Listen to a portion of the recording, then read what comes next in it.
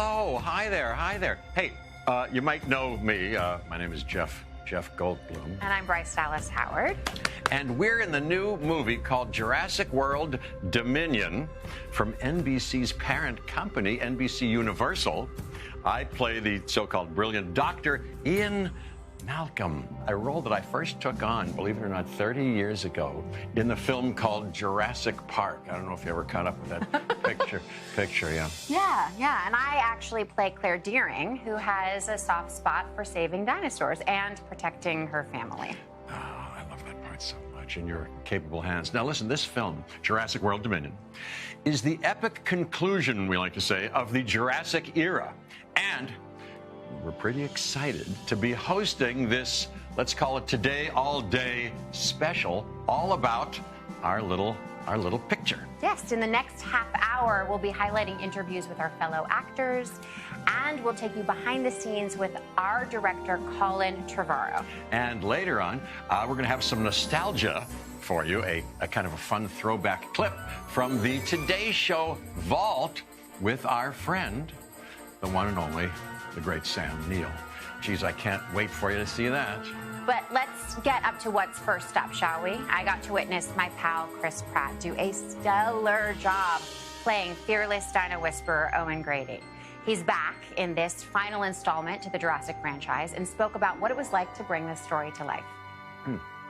It's been 4 years since dinosaurs were unleashed on the world in the last Jurassic World film. Well, now in the latest and final installment, Jurassic World Dominion, humans are doing their best to coexist with those massive creatures. That includes Chris Pratt's character, Owen, who in one thrilling sequence finds himself hunted by some terrifying dinos. You were just saying that was one of your craziest action scenes. Tell us. Absolutely one of the craziest action sequences I've ever been a part of or ever seen.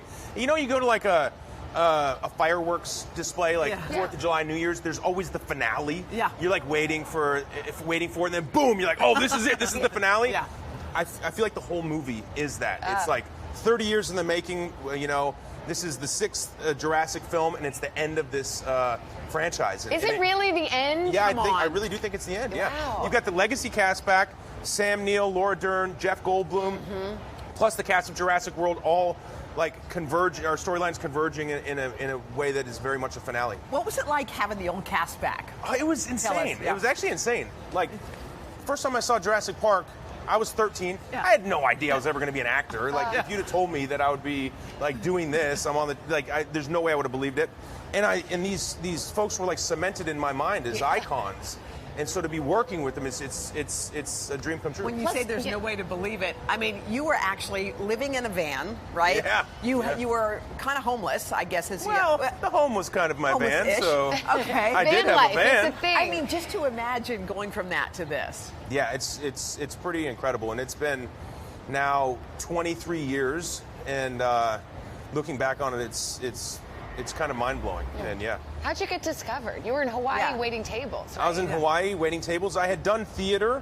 I saw you had the cast of Mrs. Doubtfire on Broadway. It was like my dream to be on Broadway, to do theater. I did it as a kid growing up. I loved it. Always loved to be a performer, and it was never real to me. It was the way a kid would dream of being like, you know, an astronaut. Like, sure, someone gets to go to space, but it's probably not going to be me. Yeah. And, you know, I just happened to wait on a director who gave me an opportunity and gave me an audition, and, you know, I got paid $700 and the door got opened a crack, and I was determined to barrel through it. Going back to Jurassic World with the original legacy cast, I heard you guys were sort of in like a summer camp together because it was a COVID shoot, so you guys were all like bunking up in the same hotel? Exactly, yeah. Everyone was bunked up in the same hotel. It was really kind of extraordinary.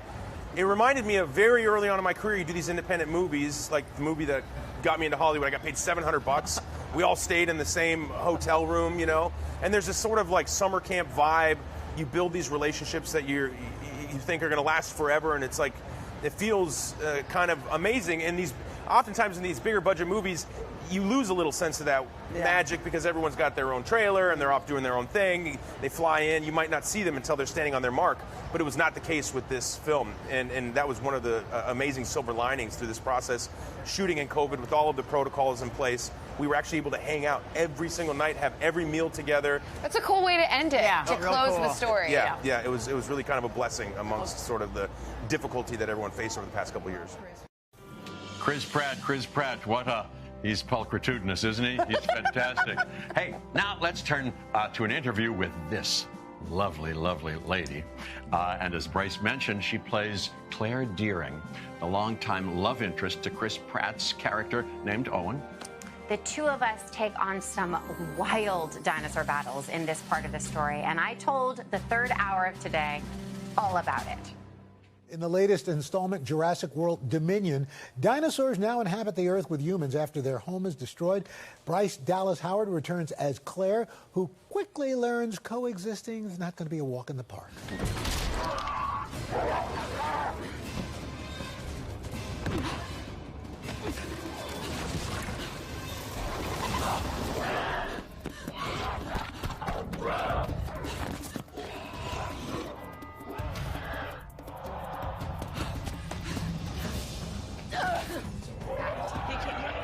Oh, this is so great.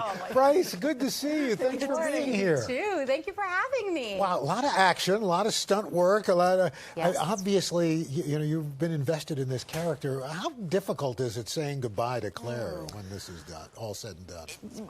Honestly, difficult. It's just kind of hit me in the last few days because the movie is coming out this weekend, and what's so great about getting to do press is that you finish the movie, but you're going to see folks, whether it's in a year or a couple years, and so we've all been reunited, running around doing press together, and it's slowly winding down, and so I'm a little like, after this, then what? But we had Laura Dern, we had Jeff Goldblum on the show earlier today. You've got B.D. Wong in the movie, Sam Neill. I mean, the originals. Did you watch the original? Yeah. So did it resonate with you when you're actually on screen? Yeah. I mean, I will never forget the experience that I had watching Jurassic Park opening weekend in the theaters in 1993. I was 12 years old. Gosh, was it 93? It was 93.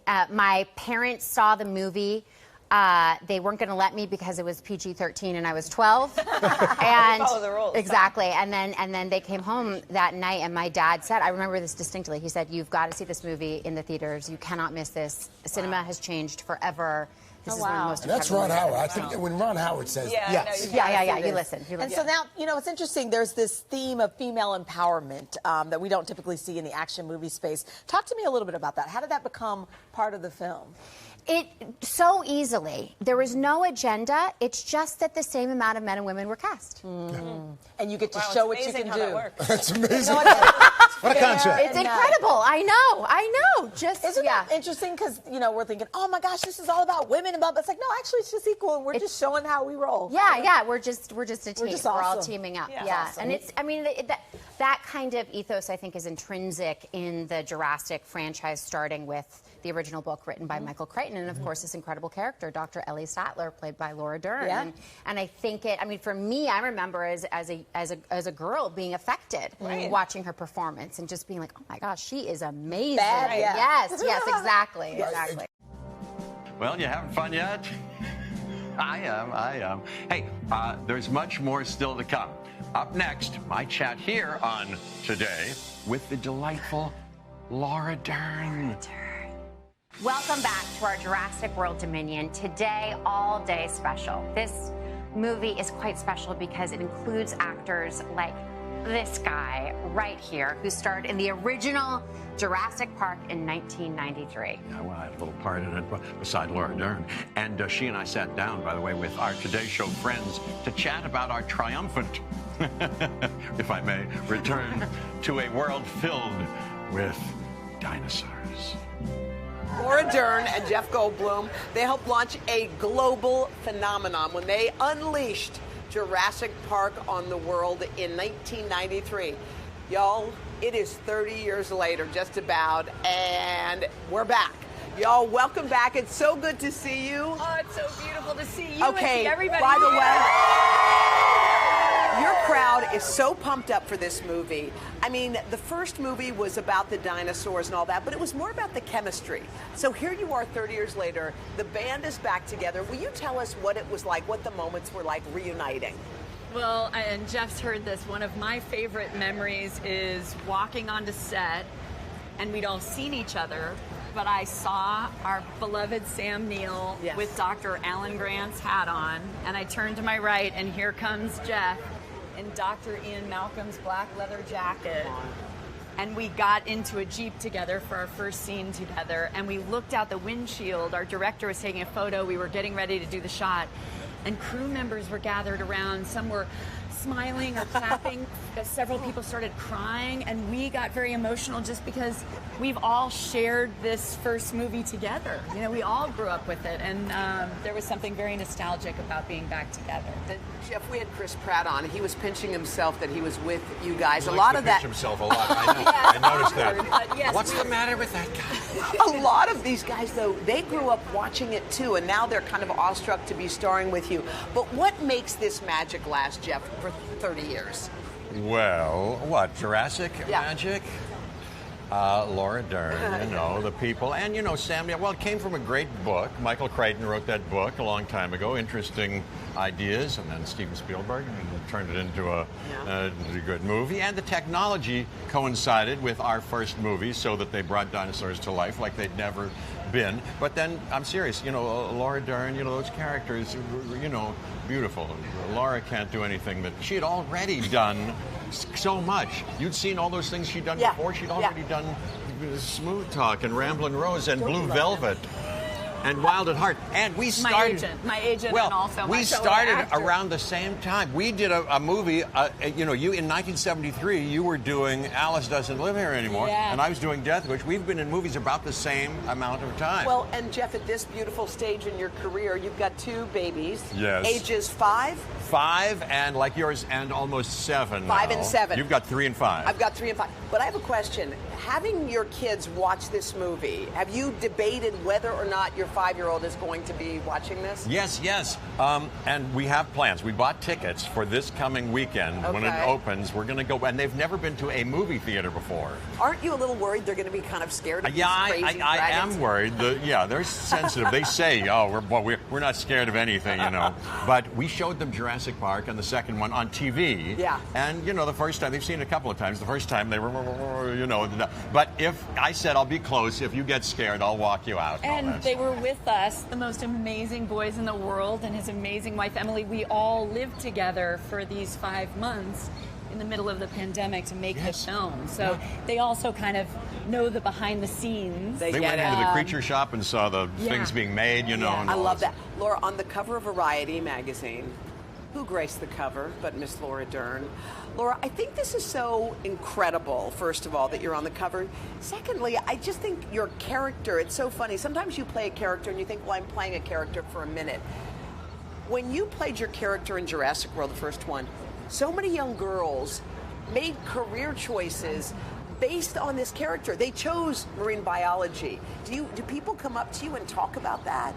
They do, and I was just sharing that an amazing congresswoman recently said to me that it was Dr. Ellie Sattler that made her believe that she could be empowered and have gender equity because of this film that, you know, with Steven's leadership and our producer Kathy Kennedy, we wanted an equal partner in the story to the male characters, which, as you know well, was rare in film. Speaking of male characters and your chest, you had an unbuttoned look that I think we're all very familiar with. It's right, guys? Very memorable. All too familiar and very male. Speaking of, you can't get more male. May I see this? May I see the book? Do you mind? Oh no! You mustn't torment me with you know this. What? We happen to have this. Watch this. What? Here. Are you doing it? Yeah. No, I'm not. You're not? Okay. Let's open this up. Oh, yeah. May I? Have you seen this? No. I've seen a prototype of this. I didn't know you were going to have this. Watch. Okay. God creates dinosaurs, and then your line, woman inherits the earth. Okay. But this is the book that ostensibly Ian Malcolm wrote. Okay. Watch this. Look what they made. And then there's me. There. Wait, hold on. I can't. There you are. Wait, look at you. I've got lines from it. Yes. Yes. Oh my God. Push my head and I speak a line. Do you remember these lines? Yeah, but your science is so preoccupied with that. This is the best thing ever, y'all. I mean, everyone Jeff needs Goldblum. Just one button. There you go. Look at that. For you. Just for you. Just for you. We are so excited for this movie. Are y'all excited? Let's do it. I just love being here on Today. I just do. Can't you tell? Of course. Yeah, I really do. And don't go anywhere, because after the break, we have a special interview with our director, Colin Trevorrow. So stay with us, please. Welcome back to our Jurassic World Dominion Today All Day special. Director Colin Trevorrow first helped relaunch the Jurassic Park franchise in 2015 with Jurassic World. Yeah, and he spoke to Today about what it was like to direct our latest film and to bring about an epic final chapter. I promise you, I am going to get her back. Jurassic World Dominion is a completely different kind of film than any of the other Jurassic movies have been. The dinosaurs are out in the world. They are creating havoc, and genetic power has reached a point where it's threatening the survival of life on this planet. I wanted to direct the third film because just being able to wrap up the story we've been telling the whole time, to be able to take these characters who I care about and make sure that they find a home together and feel safe. And I include the dinosaurs in that, the T-Rex. These are characters from our childhood who we love, and so making sure that all of these stories are wrapped up in a way that feels consistent, that when you watch all three movies together, it feels like one long story, which I really believe it does. That was really important to me, and the fact that we made it during a pandemic was really challenging. I was directing a movie in two different countries at the same time. It was hard, but we did it. I wanted it to be a warmer film than the previous two. We were kind of a cold blue in Jurassic World, and then in this film I wanted it to feel like a big, robust, romantic adventure. It's shot on film, which is really important to me, and hopefully by the time you get to the end of it, you will feel like you've been through a lot, and the people just look tired and bruised, and that's the kind of adventure I like. From a production design standpoint, it's really important to me and Kevin Jenkins, our designer, that we are as practical as possible at any given turn. So we didn't make a movie in a computer. There are not digitally designed backgrounds. We built 112 sets. We made animatronic dinosaurs. We put people in real environments with real animals so they could look around and be confident that they were actually there. And then the biggest challenge is when you build something that's as spectacular as some of the things that we built, to make sure not to constantly just be in a giant wide shot showing off your amazing set to the audience, but really get in there and live in it as if it's a real place. It was very important to use animatronics because not only is that a legacy, it's what made us love Jurassic Park so much, is that we actually saw those animals were real. But in our film, because we have such great actors, to be able to provide them the opportunity to not be emoting across from a tennis ball, but actually be able to reach out and touch something in the way that Laura Dern does in her scene when she moves her finger back and forth. Puppeteers naturally reacted to what she was doing, so there was an actual exchange between living things, which I think is extremely special. What is that? Biggest carnivore the world has ever seen. Run! The reality of these movies, I think, really matters. It's one of the very few franchises where the main characters are just regular people. They're professionals, they're scientists, they're parents. And so I wanted to make sure the whole world felt as if it actually existed, because we are talking about some real world scientific issues in the film. Some of the dangers that we present are dangers that exist. And so the closer we could get it to our reality, I think the more believable it's going to be. Some of the more insane things that we do in the film that you're going to buy it. Working with this cast was just one of the most satisfying creative experiences that I've had, because I was able to work with legendary actors like Laura Dern and Sam Neill and Jeff Goldblum, BD Wong, and then these good friends of mine who I've been making these movies with for 8 years, Chris Pratt and Bryce Dallas Howard, and then these new friends who I think make as much of an impact on this movie as any of the legends and icons who have come before, in Mamadou Ache and DeWanda Wise and Tishan Lockman. All of them together as one group, especially at the end when they're literally all together as one group, it was just such a wonderful experience. And it was during a really challenging time. We were all very afraid. We were making a film during COVID, and yet because of all of these people, because they have such brilliant skill sets and also just beautiful souls, we managed to get through it together. I wanted to pay homage to the spirit of Jurassic Park, but I didn't want to make a carbon copy of Jurassic Park. And that's something that I've really focused on in each of the movies. We feel like in order to honor what Steven created and what Michael Crichton created. We have to aggressively bring new ideas to the table because that's what they did. And so these movies are different. They're a completely different kind of experience. And yet I know that Jurassic Park's never going away. They'll all be there for people to enjoy together. So to me, it was making sure that the characters that we were bringing back felt like they were presented in a way that was honest and authentic and real. And you actually believe these were human beings who've been alive for the same 30 years that some of us have been alive for. And a lot's happened in those 30 years. People love this franchise, but I think they just love dinosaurs. And however we present dinosaurs in each of these films, I hope that at all times it taps into, yes, a fear that we have of them, but also a humility that we have in the face of them, this recognition that they walked the earth, they share the same soil as us, and yet they look so different and lived so long ago and actually lived so much longer than we have. It's a very grand idea and a really unique relationship between, you know, movie creature, movie monster, and audience. When people leave the theater, I really hope that there's a sense that we made these movies for a reason. And we weren't just making a bunch of situations where people could get chomped by dinosaurs, even though we do that, and I enjoy it. These are movies that did have something to say, and ultimately we landed in a place that hopefully you can walk out of there with your family feeling a sense that we are small and we are fragile, but also we can succeed and we can survive if we do it together. Lots to learn there. We certainly love Colin. It was amazing to work with him. Yeah, just amazing. Now up next, we're dipping into the Today Show vault for a Jurassic Park flashback. Stay tuned for that. And we're back on our Jurassic World Dominion special here on Today All Day. To round this all off, we thought it'd be fun to travel back in time to when all of this began. Yes, the year is 1993, and a film called Jurassic Park was just about to hit theaters. Here's Sam Neill, who reprises his role as Dr. Alan Grant in our new movie, and he's talking about the first iteration of the dinosaur story here on Today. Your character is based on a real-life paleontologist. Tell me about who that is and how you learned the tricks of the trade, if you will. Well, he's a guy called Jack Horner, and he digs up bones in Montana. And my character's very much based on him, and he was also advising us on the film. He was with us quite a lot of the time, and I'm pretty much playing him. It was easy. And he also gave me a lot of information about dinosaurs.